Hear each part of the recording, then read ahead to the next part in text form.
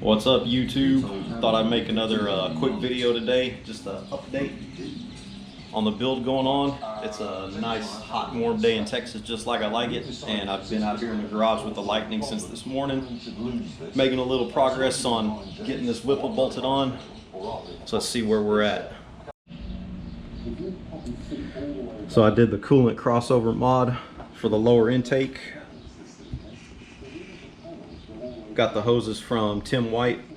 He's a hose hustler on Facebook. If you're in the Lightning groups, look him up. He makes a hose for just about everything. But got these drilled out. Luckily my grandpa had a drill press that made life a lot easier doing this. But I've got this all joined up. Nice fittings. I got to get some Teflon on this one right here, so that this one will go on here, and hopefully all the hoses clear on the firewall. Shouldn't be an issue, but we got that done. The lower intake was a little dirty from driving it over the years, but got that rinsed off, cleaned up, rinsed out the manifold, deburred, got any possible metal shavings out of there that could have gotten into the cooling system, so that's all done. Got my plugs gapped and back in the truck. Gaskets are in, and gonna get ready to sit this back in there.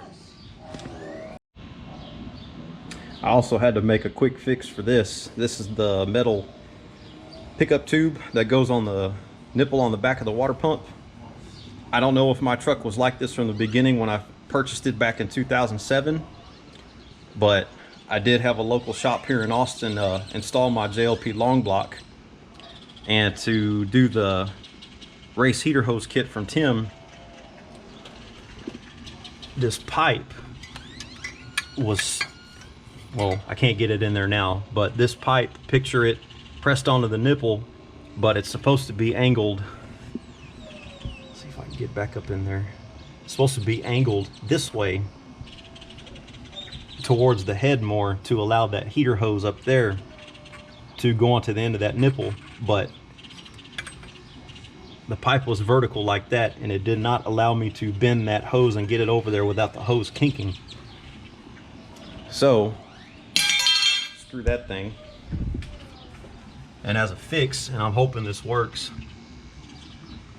I just went down to the local parts store and got some 5/8 heater hose, clamped it on there, and then ran it up, and I am now connected to that shorter heater hose.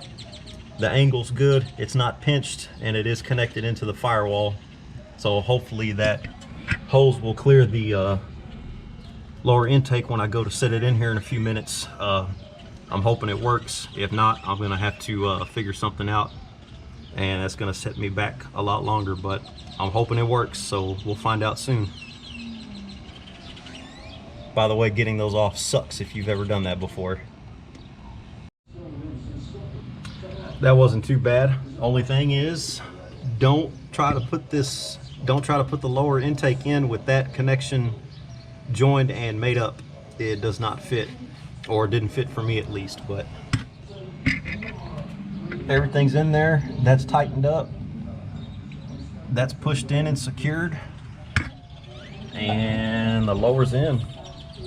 Time to put the injectors back in, bolt the rails back to it, and start moving along with everything else.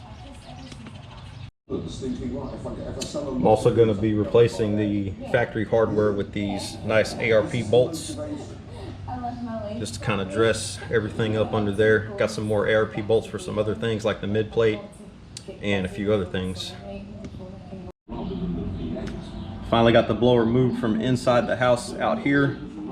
I've transferred the boost actuator from the mid plate it came with onto the JC one. I am worried about the clearance between the actuator arm and those giant 1-inch hoses for this thing. I'm gonna have to check the clearance on that. Hopefully it's all good. That's gonna wrap this one up. That boost actuator arm does touch that hose when it's seated onto the intercooler inlet. So next video is gonna be me trimming that thing so that it can fully travel up and down and not possibly rub a hole in that hose later down the line and cause a leak. So next video will be that. I'll be getting ready to clean up all the vacuum lines for the EGR delete and the boost bypass delete. And then after that, we should be getting closer to getting this Whipple bolted down. So thanks for watching, and keep your eyes open for the next one.